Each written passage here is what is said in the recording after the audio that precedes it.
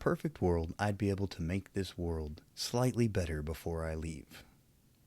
In just the same way that if I borrow something from someone, I want to return it to them in better condition than when I got it. So you let me borrow your car, that's fine. You get it back full tank of gas, it's going to be washed, maybe detailed. But the idea is just that it's a way of showing appreciation for what you've received from someone else. So, in just that same token, like I received the opportunity to be here, I received a whole bunch of knowledge that came from a long, long, long line of humanity. People who have made just terrible mistakes. Like, we know not to eat certain things because somebody, one day, ate them. Then, through that person or through reoccurring people, because maybe, that person didn't make it to be able to tell others, hey, don't eat that one. But where you and I basically have a list of a whole bunch of foods that are not appropriate to eat. We even have foods like pufferfish, where we know that it's deadly. It has a toxin that can cause all sorts of damage. But we've had a long line of people that have dealt with this fish, so that now there are people who can master the technique of extracting just the right amount of meat with enough of the toxin to actually be a little bit of an adventure. Just crazy. I mean, the idea that we pull up what is old, dead life from the earth and then refine it in a way that we can put it inside of something that causes some kind of combustion, making fuel. Crazy. But, yeah. I've received all these things. And I would like to leave something for those who come next. And don't get me wrong, it's selfish in the idea that I have kids. I have family members that are younger than me that will continue to go on after I'm gone.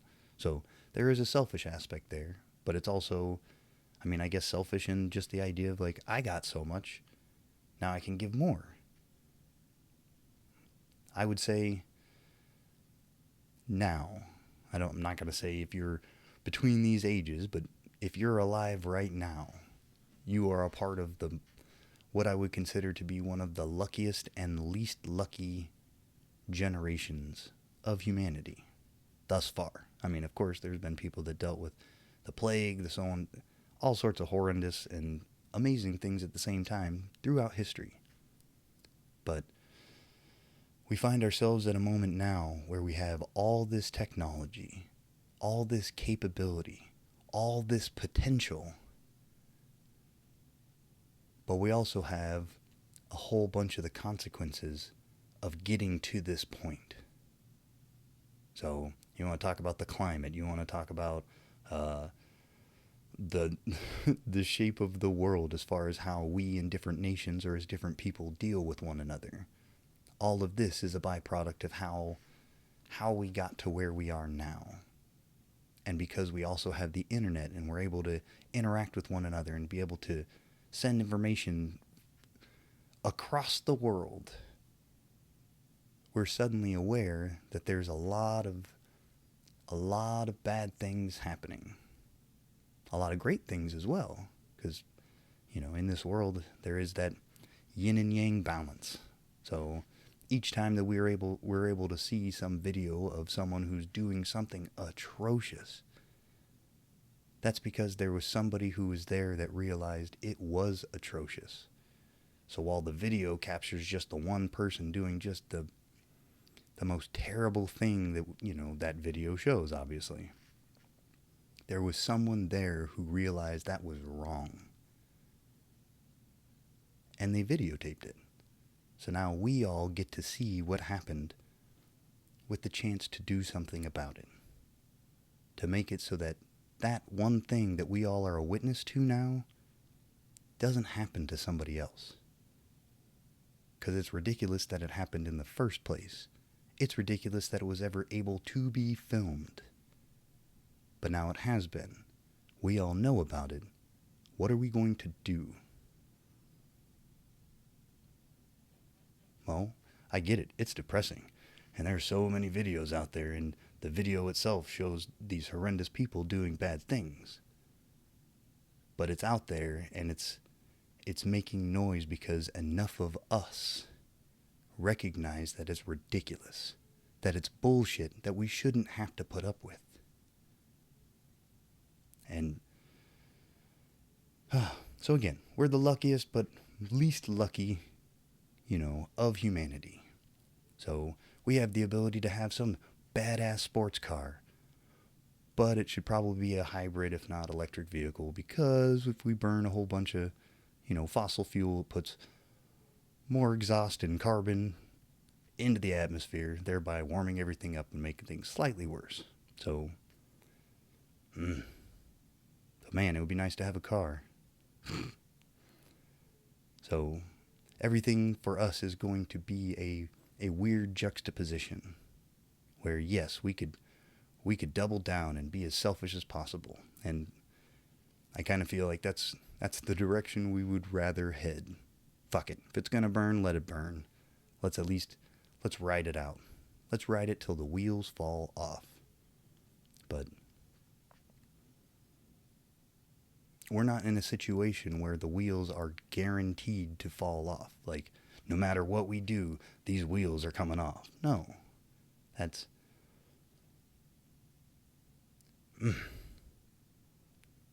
I wish that were what it was. I wish that we could say, yes, there's a meteor headed for us. There's no way for us to get out of the way. Fuck it. Let's party. We're going to have a good time.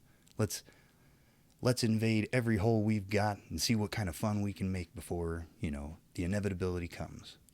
But we're not there. We're in a self-fulfilling apocalyptic prophecy where we've decided, fuck it, we don't care. And of course, we are ensuring that our, metaphorical meteor is going to hit. We're in a car where we have the ability to turn the wheel and we're headed towards a cliff. We're like, whatever. It's going to happen. No, it's not going to happen. Take your foot off the gas. Turn the wheel a little bit. Maybe apply some brakes. Who knows? But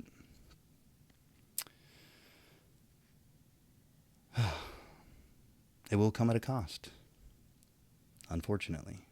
And we have to be the ones who are responsible enough to make a good decision so that we can leave something better to those who come next. For our children, for their children, for all that honky-dory bullshit, whatever you have to convince yourself of. The point is that this here is something that we were given. It was a gift, something we've basically borrowed. And now we have a whole bunch of people that have borrowed something. And they're like, fuck it. I don't care how I give it back. I'm going to give this back broken. It's going to be destroyed and it will help nobody. Well, so selfish. And I get it. We're all selfish. Every one of us. It's just a matter of where you fall on the spectrum. Some of us are selfish all the time. Some of us are selfish just in our mind, and then we realize, well, we don't really want to do that. Following some version of the golden rule. I wouldn't want somebody to do that to me, so I'm not going to do that. But we all have that selfishness.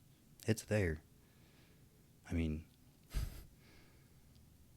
it was something that was hopefully, worked out of us when we were a kid. Because we all start off as selfish people. We only have the ability to view through our own perspective. So it's what you did and how it affected me, not what I did that made you do the thing that you did and how we relate to one another. No, that takes a little bit of maturity to realize. But I feel like we're losing that message. And the worst part is we have representation that is okay with us losing that message. Where it's turned into a schoolyard fight where, you're either with us or against us, and ooh, circle, circle, dot, dot, you cootie fucker. No, what? Be a goddamn adult. How is it that we have representation that is basically showing us, well, it's okay to just not give a shit anymore? Okay, that's fine for us. We're the citizens. We're allowed to be tired and worn out and fucking fed up with this garbage. You're a representative. Your job is to continue to fight for those you represent. Hopefully it's us, not the corporations. But no, instead it's they tell us like, oh no, it's not capable of being done, or oh, there's just a thing. Okay, then get out of the way. If you're really there to help us out, then realize that you're not doing a good job. Get the fuck out of the way. But no.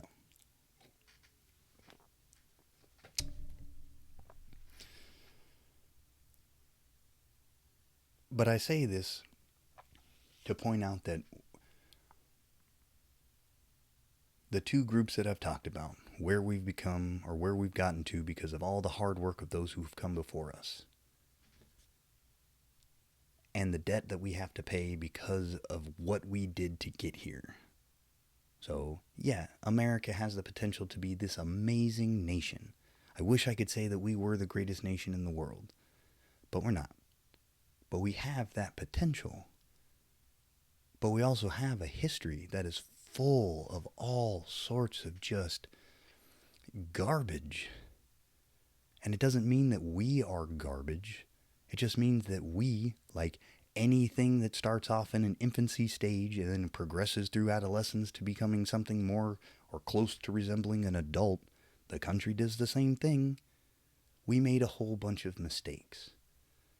But now we're saying that as a nation, it's okay for us to be a shitty, young adult, and be like, nah, I've never made a mistake. Don't worry about that.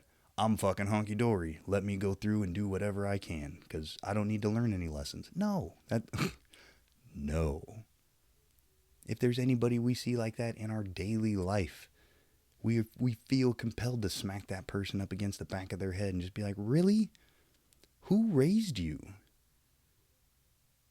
But because it's America and we're supposed to have this huge red, white, and blue boner, like, don't you fucking say anything about America. No. The greatest part of this nation is us. It's not the corporations. It's not some fucking politician. It's not some little group that we assign ourselves to. So your religious group, no matter what it is, that's not the greatest part of America. The great part of America is us. We are a collection of people from all over this world with so many different perspectives and opinions, but we all agree on one very important thing: that we should be allowed the freedom to become the best versions of ourselves. And if we are allowed to do that, we will contribute our amazing gift, whatever that is, to the America that we love. This is the place of opportunity, the land where you get to choose who sits in that high seat that tells you what to do, who makes the laws. We get to choose. So, sure, the people who wrote that down in the Constitution happen to be a bunch of slave-owning, white, racist, sexist, all sorts of just ist type of people. That's fine. They were intelligent enough to make it so that we were able to add and take away from what they started. They gave a promise to every single citizen that it was us who would have the power. Not a king, not a queen, not a dictator, not some tyrant, definitely not a fucking Trump, definitely not a Biden. Us. And then we choose a representative. Just somebody to go up there and fight the fight for us. But we're in this weird situation where now our politicians just sell us and we join their team. Join my team. I'm here to do this for you. I'm going to promise. No, fuck you. It's an advertisement because we are consumers and they keep selling us shit to buy. Our politicians are no different. You, whoever is watching this right now, would make a better representative than anybody that's going to be in the election. Well, I guess not anybody. We'll leave it open. Than 99% of the people that will be running in the next election. You. I'm not saying that you're super duper smart. I'm not saying that I would agree with you. Chances are, I don't like you. And that's okay. You are a person who might have the ability to say, like, I'm not sure. Is there someone here that does understand? And then you might take that advice and then go forward with it. Oh, what? That's crazy. You mean like you'd have different people around you that were good at specific jobs, like the Department of Defense or like, research, and then over here with the education department, and they would come to you with this information, and then you would just say like, I agree, that sounds like a good idea. Well, what do you mean? Choose between these two options. We should kill people or help people. Well, people tend to like to help people, so let's help people. All right, good job. Way to go, President. But but we get sold a narrative that it's a very highly prestigious office where only the cream of the crop can get there. Trump, Obama, George W. Bush, every fucking president that's ever existed. Cream of the crop? Really? That's what we'd label them as? Maybe you'd be able to get away with George Washington, but that's because it was so long ago you and I don't know who he was. Turns out he's probably a big ol' asshole. But how do we know? We only get the stories that, the American government have created about the first president. Well, the first continental president. You get my point. I hope you get my point.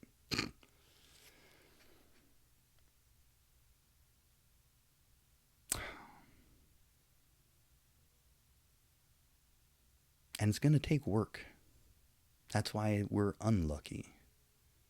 But we're lucky because we're also in a situation where we don't have to do a whole bunch of trial and error type things.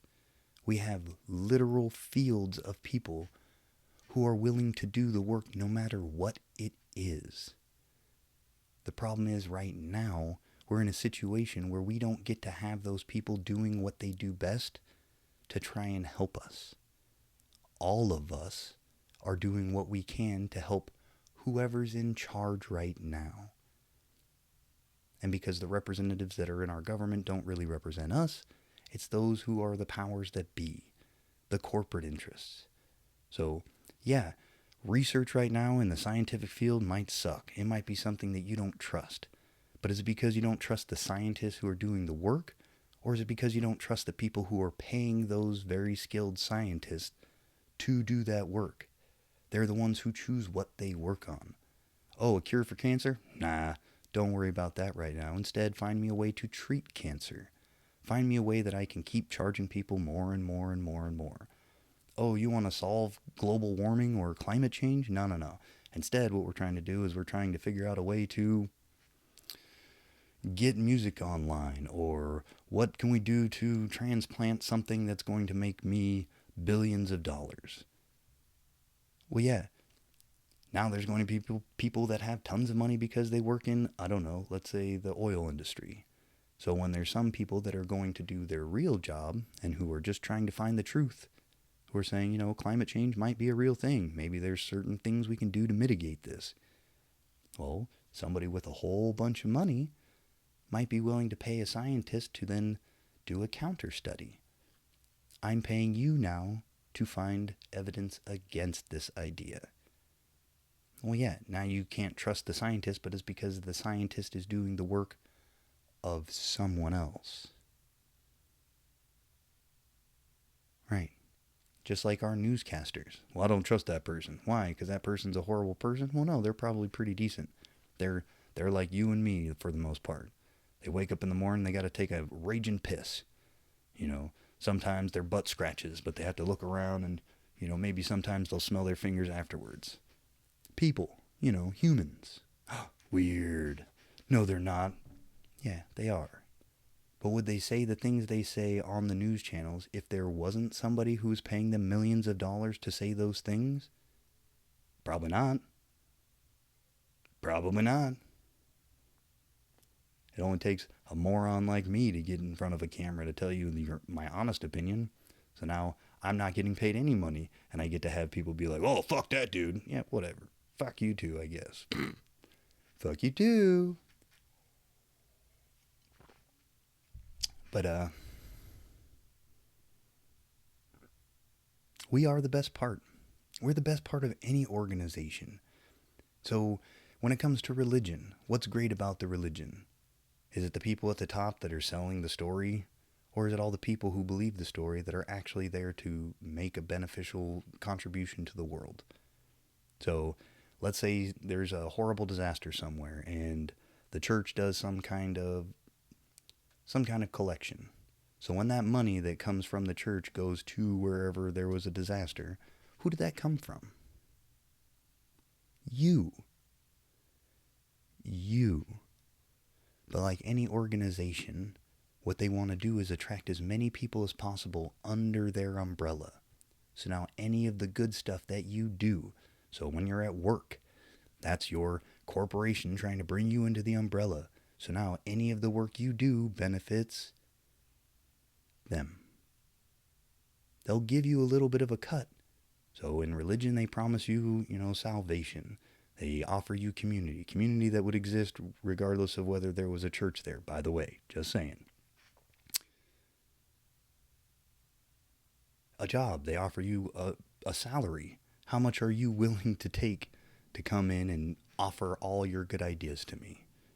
You want to become a famous musician? That's fine. First, you're going to have to work for someone so that every performance you do, every $1 million that you and your amazing talent earns, you just get a small cut. You want to be an athlete? Okay, well, you better go to a college where you're not going to get any pay. We're going to make millions off of you. Millions off of your likeness if you're worth a shit. We're going to sacrifice your body, potentially your future, but we'll give you an education. Well, right. Because that's the system we're in. The group brings us together, gets something out of us. It's like they want to squeeze that goodness out of you. So whatever team you join, that's where you're contributing your goodness. But it's not goodness that might affect the world in the way that you would prefer, but it is the way that you chose. Because again, we choose these teams. There are some teams that are chosen for us. Generally, your religion is chosen by whatever your parents believed. Your belief as far as like East Coast, West Coast, that's based upon where you're born. What country you love, same thing. So if you were born in whatever you consider to be the worst country in the world, you'd probably love that country. But because you were born here, where it might be considered acceptable to dislike that country, yeah, you think that they're dog shit for whatever reason. But yeah. And I think the biggest cause of our human suffering at this point, right now, 2021, is still religion. Specifically the Abrahamic organized religion. Any religion that uses the story of Genesis as its introduction to God and the creation of the universe. And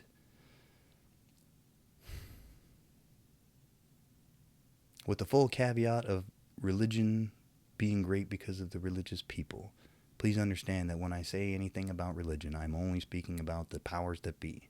It is my personal opinion that in any religion, there's the line where at the bottom, which is where we tend to be, true believers. But the higher you get, eventually you're going to hit a threshold where suddenly the people no longer believe the story that the followers do believe. And I don't know where that line is. I'm not going to make a guess at it, but it exists. It makes me uncomfortable because I don't know where it is.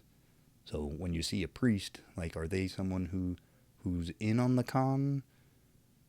Or are they a person who, was a devout believer and maybe as they progress through their career realize like, oh yeah, this kind of, since this is the one thing I think about, I've put a lot of thought into it and, But I don't know. So I'm not pointing fingers, but I'm saying that exists. Wherever that line is, that threshold, everything above that, fuck those people. As far as I'm concerned, what they did is they took all the morals and goodness and the beauty that humanity had before the story of Genesis was created, and they gave it an author, someone who is responsible for those things. So all the best parts of humanity that we had already discovered, the golden rule, treat others the way you want to be treated. What? How did that come before God came? How did your mother take care of you when you were a baby? Would that have shown you, like, I don't know, take care of others the way you'd want to be taken care of? Right. So we all were introduced to that idea of morality from the get-go. That's how we got here. If you survived to become an adult, someone cared for your little whining, shitting, eating ass. All of us. Of course, you're a clone. Then I guess you could have been aged differently. But we're not clones yet. So, yeah, they took all the goodness. All the good stories, even the good holidays that we had already decided to celebrate. And they brought them under their umbrella to extract the goodness out of them. And they said, this is the story that explains all of that goodness. Everything that was wonderful in this world is a gift from this dude. Now pay him respect by paying us respect, because we're his representatives, and that's how it's going to go. Every king and queen, everybody that claimed to own this earth, that claimed to know the answer thousands of years ago of everything, used religion, specifically the Abrahamic religions. And it continues to this day. So racism, sexism, general hate towards any LGBTQIA+, all of this stems from the idea that someone fucking knows. Look at this book. This book has all the answers. Any question you could want, the answers are in here. If the answers aren't in here, then you shouldn't be asking that question. And that has formed our understanding of ourselves. That has formed our understanding of the universe.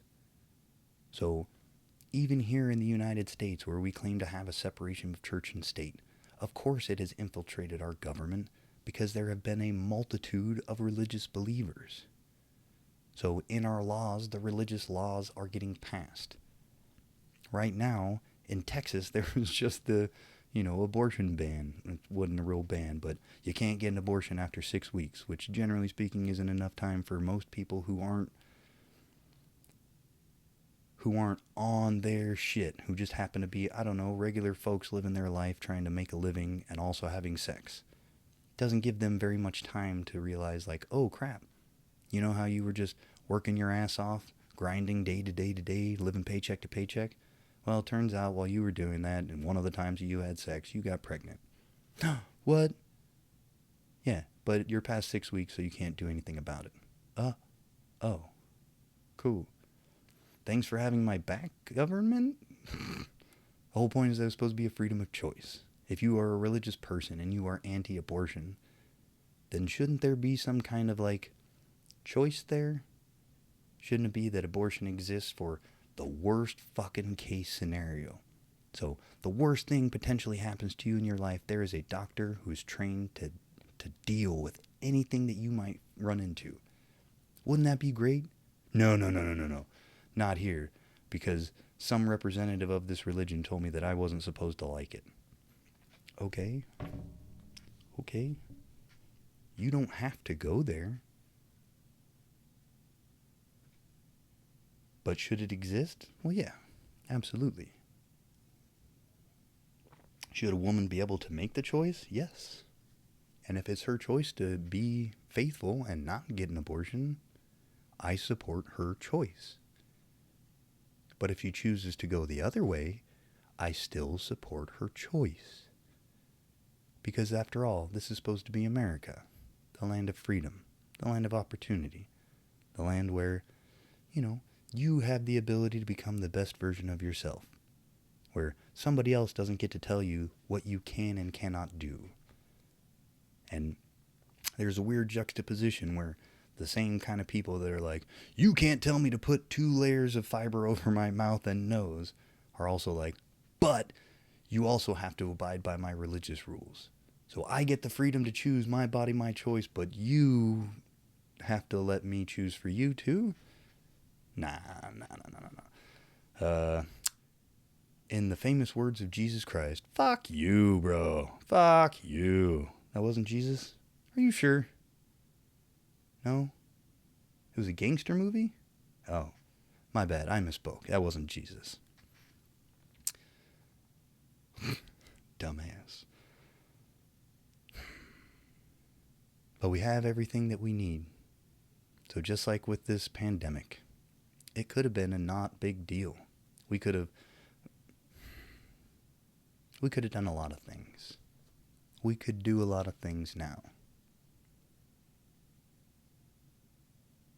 but we're also the unluckiest generation. Because some of us are saying, well, I also have certain people that I'm willing to listen to. There are certain people who have a lot of money who are paying a bunch of mouthpieces to tell me what to think, and those are the ones I want to listen to. I'm not going to pay to the other wealthy people who are paying a bunch of mouthpieces to say what they think. My side's right.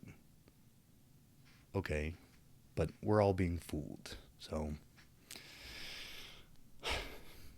lucky and unlucky.